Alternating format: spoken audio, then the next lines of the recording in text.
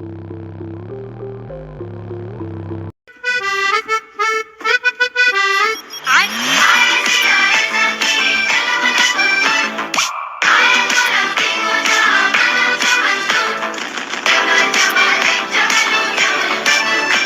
is Medchal Metro News Network and you are watching Suchitra TV. Conclusion and recommendations. It has been established that light capacity metro system with carrying capacity of 25,000 peak hour peak direction traffic would be adequate to meet not only the present traffic demand but also cater to the demand for the next 30 years. ఇది వాళ్ళు last మొత్తం traffic analysis చేసుకొని వాళ్ళు ఏదైతే design చేసినారో దాన్ని ఇక్కడ చెప్తున్నారు. మేము ఏదైతే చేసామో అది ఇప్పటికే కాకుండా ఇంకా 30 సంవత్సరాలకు కూడా ట్రాఫిక్ని తట్టుకొని నిలబడేటట్టు మేము డిజైన్ చేసాము.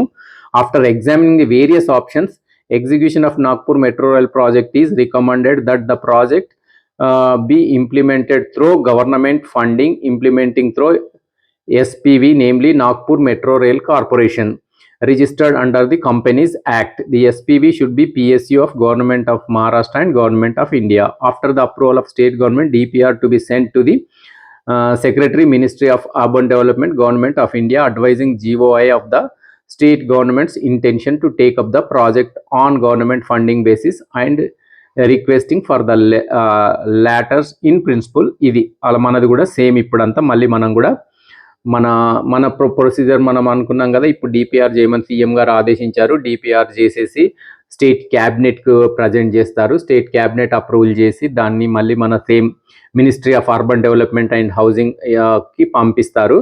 వాళ్ళు డీటెయిల్గా ఈ ఎగ్జామిన్ చేసి డెసిషన్ తీసుకుంటారు. దాంట్లో ఇవి ఓవరాల్గా మన 2 డైరెక్షన్స్లో ఈ ప్లాన్స్ అవన్నీ ప్లాన్స్ గీసుకున్నారు.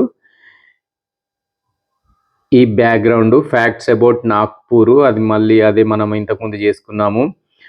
జియోగ్రఫీ అండ్ క్లైమేట్ గురించి డిస్కస్ చేస్తున్నారు. డెమోగ్రఫీ, పాపులేషన్ గురించి డిస్కస్ చేస్తున్నారు. Vehicle population in Nagpur city, motor cycles ఎన్ని ఉన్నాయి, స్కూటర్స్ ఎన్ని ఉన్నాయి, మోపెడ్స్ ఎన్ని ఉన్నాయి, 2011 ఎంత, 2012 ఎన్ని ఉన్నాయి, మళ్ళీ దాన్ని ముందు ఎన్ని అవుతాయి, ఈ రైల్ అండ్ ఎయిర్ ట్రాన్స్పోర్ట్ ఇది ఎంత ఉంది, points from other feasibility survey done for Nagpur, ఇంకేమేమి సర్వేలు చేశారు వాటి ప్రకారంగా ఏమేమి ఉంది ఇదంతా రాసుకున్నారు.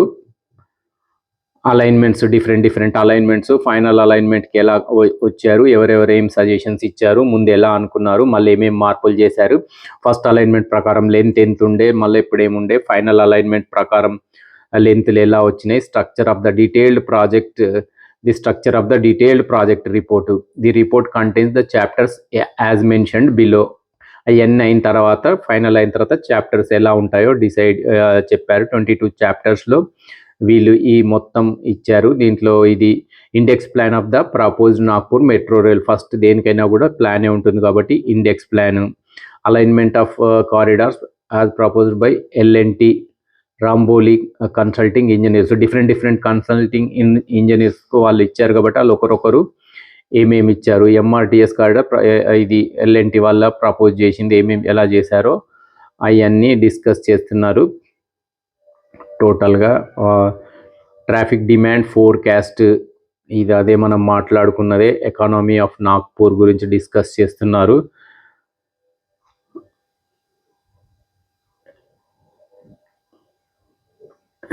ఇది నాగ్పూర్లో మిహాన్ multi modal international cargo hub and airport. Nagpur is the biggest economic development project currently underway in India in terms of investment. Mihan is spread over an area of 4,354 hectares.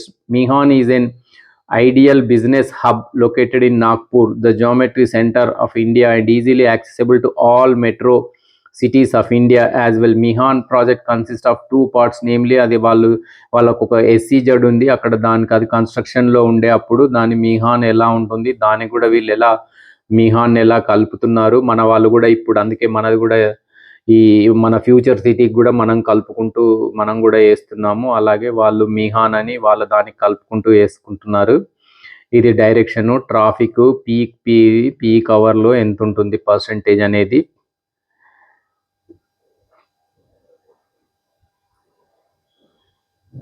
points in direction wise PCU traffic details, direction wise ఈ traffic details అన్ని రాసుకున్నారు మొత్తం total గా detailed గా.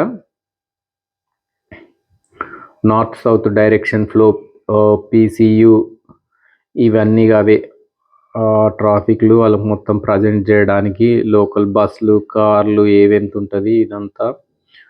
Model split with in Nagpur city. Passengers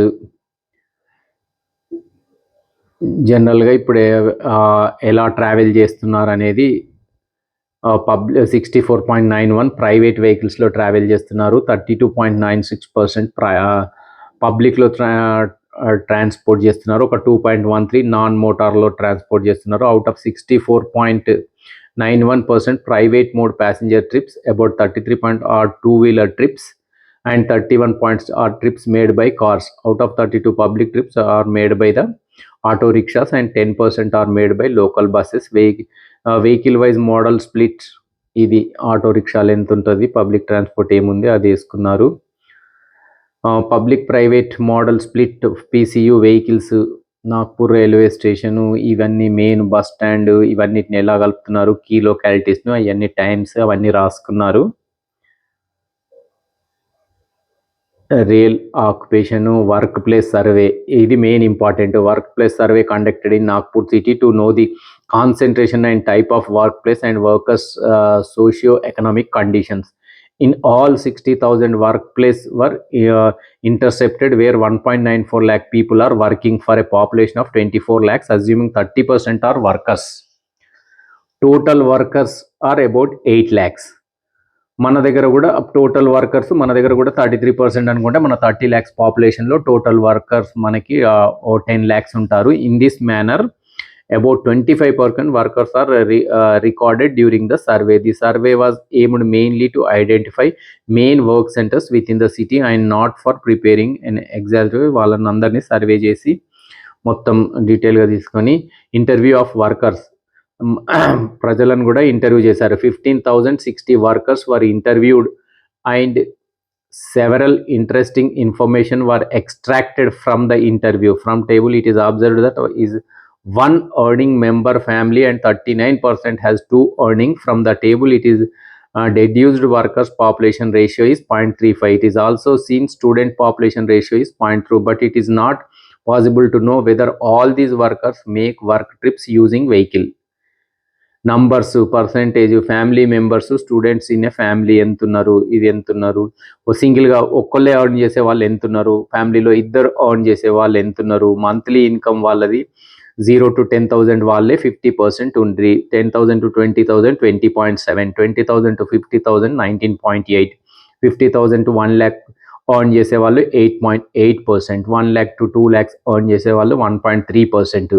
trip length 1 to 5 kilometers travel చేసే వాళ్ళు 28.9%, 6 to 10 kilometers travel చేసే వాళ్ళు 45.4%, 11 to 15 ట్రావెల్ చేసే వాళ్ళు 18.2%.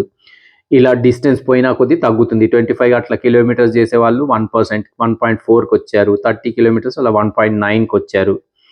ఇది as reported 50% have income less than rupees 10,000 per month. Average monthly income was deduced as rupees 22,022. As far as a vehicle used for coming to workplace is concerned, it is found that 50% used two-wheelers, nearly 15% use public transport system. Frequency distribution is given in table. Two-wheeler లో 50% వెళ్తున్నారు. మనము ఈ మెట్రోతో main use ఏంటంటే మనకు 2-wheeler traffic కన్సిడరబుల్గా తగ్గిపోతుంది రోడ్ల మీద. 2-wheeler traffic తగ్గిపోతే మన 4-wheeler వాళ్ళకు ప్లేస్ ఈజీగా దొరికిపోతుంది, వాళ్ళు వెళ్ళిపోవచ్చు. తర్వాత ఆటో రిక్షాలలో 20.7%, షేర్డ్ ఆటో రిక్షాలలో 3.4% ట్రావెల్ చేస్తున్నారు.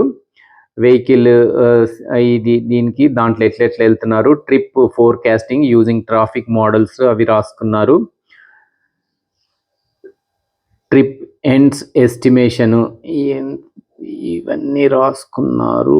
Trip distribution, model split. Next తర్వాత పార్ట్లో కంటిన్యూ చేద్దాం.